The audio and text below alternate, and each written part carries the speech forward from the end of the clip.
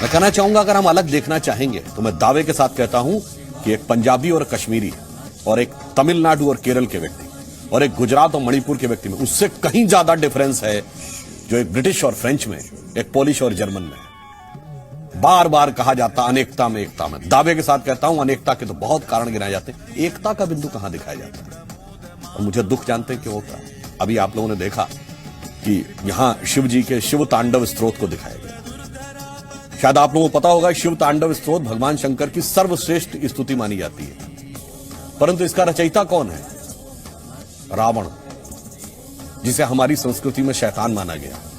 परंतु यदि हमने भगवान और शैतान दुनिया की सारी संस्कृतियों में हुए, पर अगर जिसे हमने शैतान माना उसका भी कोई गुण है तो उसका सम्मान करके दिखाने का जो उदाहरण है वो भगवान शंकर के चरित्र में दिखाई पड़ता है। यदि असुरों को, राक्षसों को भी वरदान दिया है तो कर्म का सिद्धांत उन्होंने किया तो भगवान शंकर ने उनको भी वरदान दिया। जिसको आप हिंदू धर्म की उदारता और संस्कृति कहते हैं उसका प्रतीक वो दिखता है। और एक और मैं बात कहना चाहता हूं, दुनिया की तमाम संस्कृतियों में ईश्वर की अवधारणा है, पर उस ईश्वर में सिर्फ पुरुष है, स्त्री तत्व कहीं नहीं है किसी ईश्वर में। सिर्फ हमारे आदिदेव भगवान शंकर को अर्धनारीश्वर कहा गया है। और जब उनका अर्धनारीश्वर स्वरूप ही इनसेपरेबल है, जिसे कालिदास ने कुमार संभवम में कहा ना, वागार्थम संपर्क वागार्थम प्रतिपदय। जैसे कविता में शब्द और भाव दोनों मिले होते हैं, अलग किया ही नहीं जा सकता। शब्द अलग कर दोगे तो भाव खत्म हो जाएगा, भाव अलग कर दोगे तो शब्द नहीं व्यक्त होगा। और उसके बाद आप कह रहे हैं भगवान शंकर के 2-3 स्वरूप अलग होंगे। और मैं उन लोगों से कहना चाहता हूं, आपको पता है 21st सेंचुरी की सबसे बड़ी साइंटिफिक डिस्कवरी क्या है? God particle. कहां खोजा गया? सन लेबोरेटरी जेनेवा में। वहां जाइए तो उसकी लॉबी में सबसे पहली कौन सी मूर्ति लगी है? तांडव करते हुए नटराज की मूर्ति, जो कहां से निकाली गई? चोल एम्पायर से।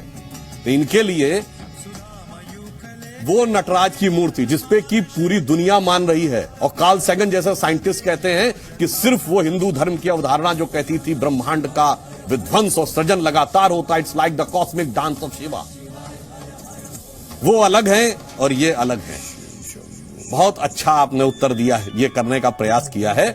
और मैं कहना चाहूंगा कि हिंदू धर्म का स्वभाव स्वरूप, जैसा कि अभी कहा गया कि उन्होंने विश्व धारण किया, अटल जी की एक कविता थी, हिंदू तन मन हिंदू जीवन रग रग हिंदू मेरा परिचय। उसकी एक पंक्ति है जो भगवान शंकर के स्वरूप और हिंदू धर्म के बीच में क्या संबंध है उसको पूरी तरह प्रमाणित करती है कि मैं आदि पुरुष निर्भयता का वरदान लिए आया भू पर, पय पीकर सब मरते आए, मैं अमर हुआ लो विष पीकर, अधरों की प्यास बुझाई है मैंने पीकर, वह आग प्रखर हो जाती दुनिया भस्मसात, जिसको क्षण भर ही छूकर, फिर भय से व्याकुल दुनिया ने आरंभ किया मेरा पूजन, मैं नर नारायण नीलकंठ बन गया न इसमें कुछ संशय, हिंदू तन मन हिंदू जीवन रग रग हिंदू मेरा परिचय। So it is inseparable from Hinduism. It is sheer politics which is continuing from the Macaulay mindset of the 19th century and the Marxist mindset of the 20th century.